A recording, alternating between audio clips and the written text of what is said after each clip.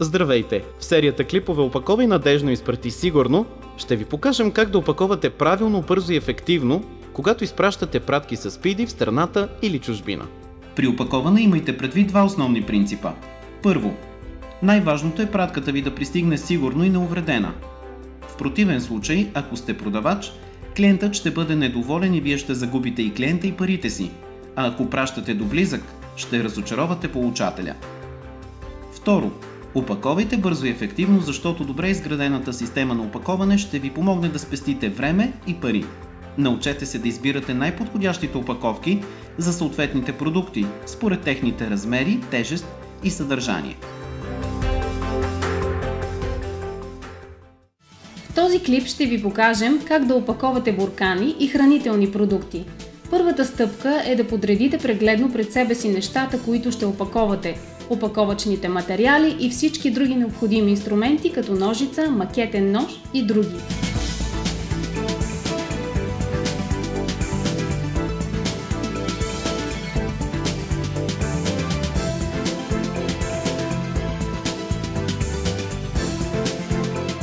Опаковайте всеки буркан в плътно прилепващ дебел найлон или плик, който да не позволява евентуално разливане на продукта.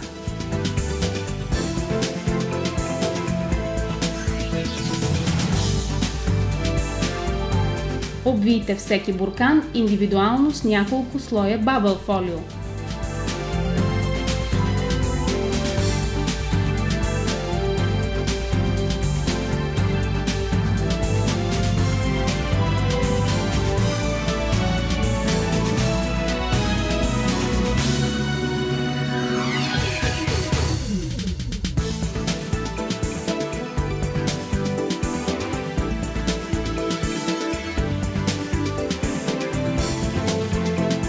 Хранителни продукти можете да поставите в пластмасова кутия, която след това опаковайте плътно в транспортно фолио или плик от дебел найлон. Така ще ги подсигурите срещу изтичане, миризми или увреждане.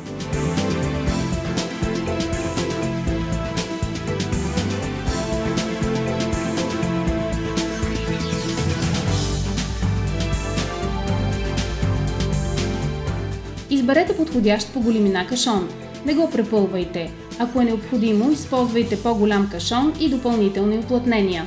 Уплътнете първо дъното на кашона. Между отделните продукти и стоки са препоръчителни подходящи разделители от стиропор, твърд картон или намачкана хартия, които да изолират предмета от останалите и от външната опаковка.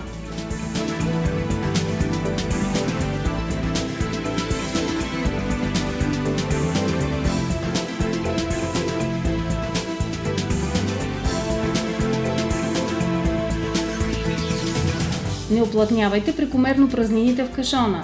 Нарочно оставените малки празнини поемат въздействието на силите по време на транспорт и те не се предават върху стоката. Кашонът трябва да бъде сигурно запечатан. Препоръчително е да подсилите всички ръбове с опаковъчна лента.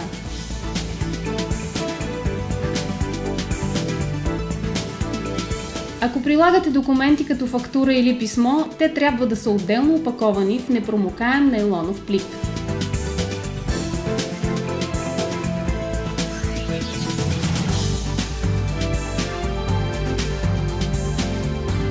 Поставете етикети или напишете чупливо от всички страни на кашона, но имайте предвид, че те не заместват добрата опаковка. Тези етикети са само за информация. Така, опакованият кашон с буркани и храна е максимално подсигурен срещу увреждане и готов за изпращане и транспорт. Гледайте и други клипове от серията ни "Опаковай надеждно, изпрати сигурно".